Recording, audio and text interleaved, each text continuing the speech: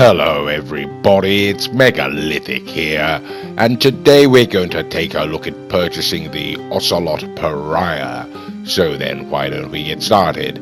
Okay, now as you can see, we're over at my Maze Bank office here. We've deliberately taken the back route so we can avoid my rather shifty secretary, a tiresome bore of a woman, don't you know? Okay, and here we are, we're at the computer, and we're just going to log on now and take a look at that Ocelot Pariah. Now, the Ocelot Pariah can be found under the legendary motorsport website, and okay, here we are, we're on the website, don't you know, we're scrolling on down. Now, the Ocelot Pariah retails at a general retail price there of $1,420,000, I believe it was. On sale, of course, when I was buying this video. I tend to buy most of my cars on sale, don't you know, because I'm a kind of cheapskate like that, really.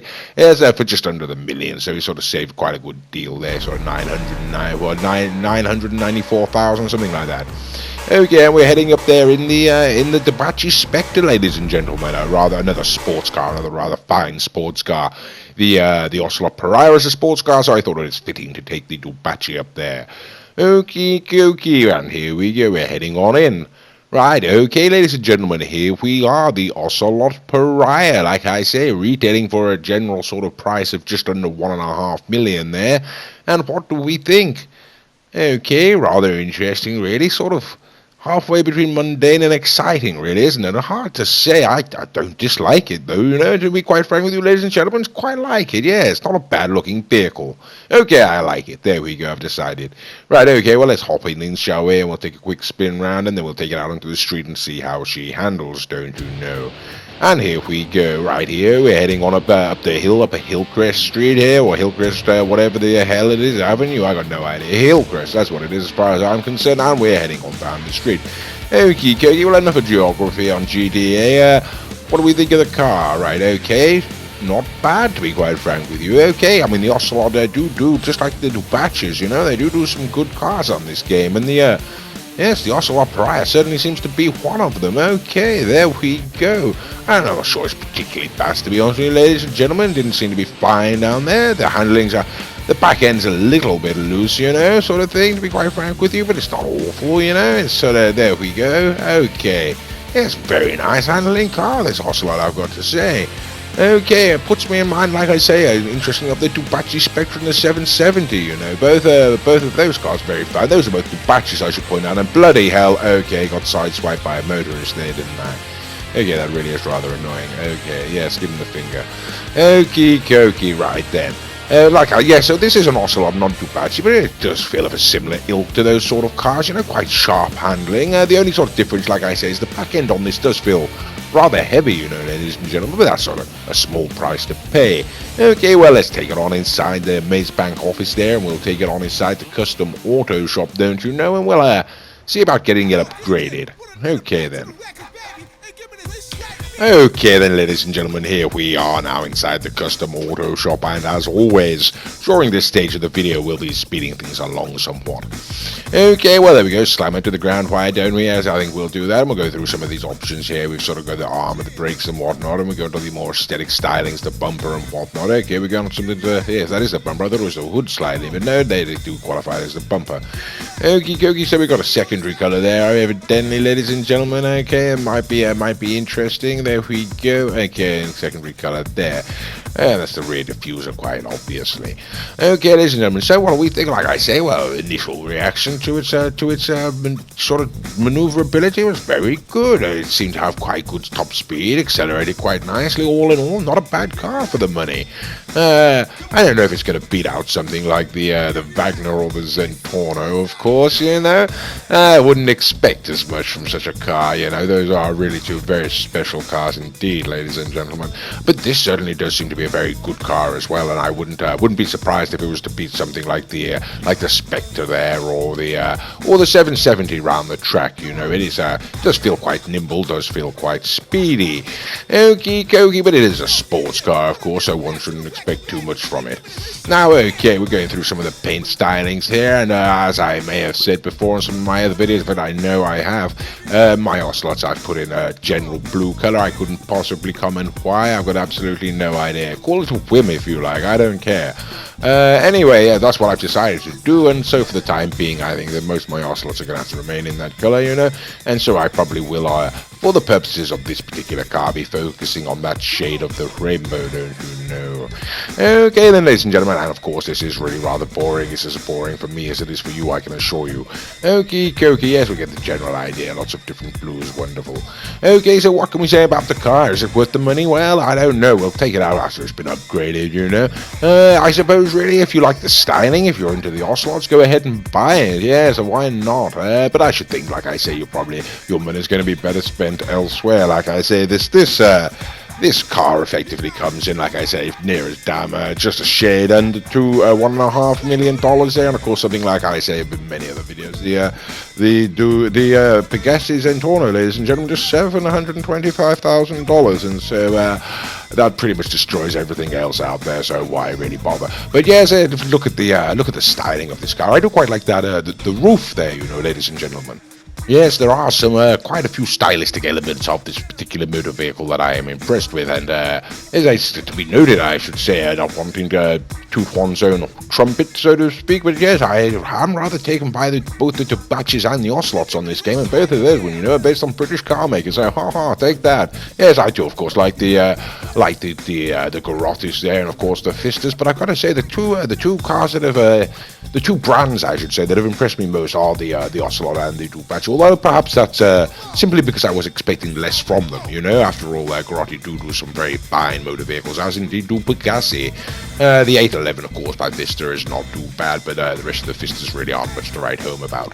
Okay, well, how about that spoiler? I quite like that spoiler, Yes, and I'll put that center stripe on it, Probably went through some of the liveries there, got lost talking, do apologise, Sort of got lost with myself there. I'll try and focus more on what we're doing on the video.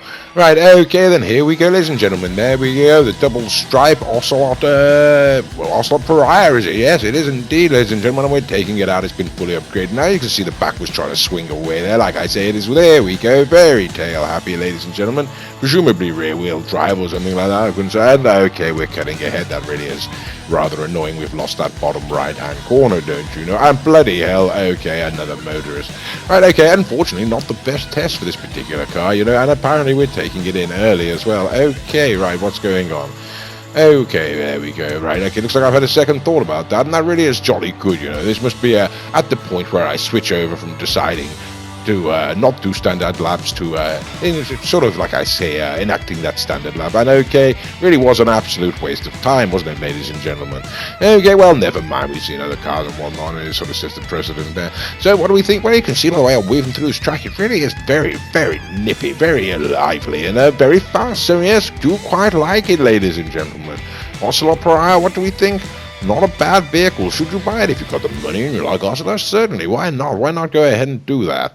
Right, okay, now. Oh, okay, how about that taking it back into the custom auto shop, don't you know? Because I really don't quite like those stripes, I mean, I sort of like the idea of them, but not really working for me. And single stripe, I think that's...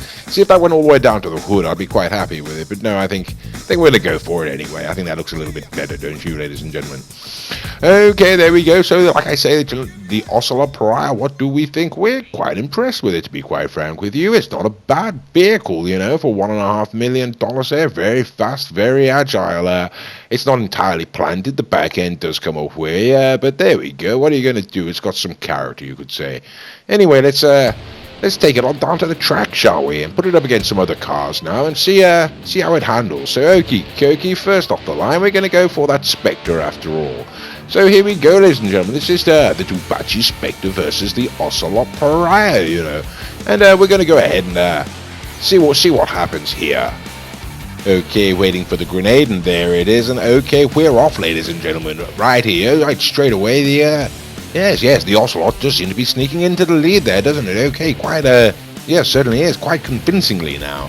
Okay, well, actually, I suppose should be no real surprise, ladies and gentlemen, to us, the Dubachi Spectre is in a completely different price range to this vehicle. The Spectre, I believe, coming in at effectively $600,000, maybe a dollar or two under, and like I say, this Pariah here is certainly effectively $1.5 million, $1,400,000. Okay, it's a rather fine looking vehicle though, I think I'm sure you'll agree. Okie dokie, so now we're going to try it up against something closer to its price range, ladies and gentlemen, for 1,440,000, the Truffaut Nero. Okay, and this is sort of based on the Bugatti, the Chiron, I believe it is, something like that, and that's one of the fastest cars in the world, so it really should win this race. But as you can see, ladies and gentlemen, the Ocelot Pariah is indeed coming right past it. Okay, well, there we go. Okay, right near a quarter in custom there, a quarter in the corner there, I should say. And I should point out, actually, rather coincidence, this isn't the Bennett's Custom Auto, I should mention. This is just a standard Nero.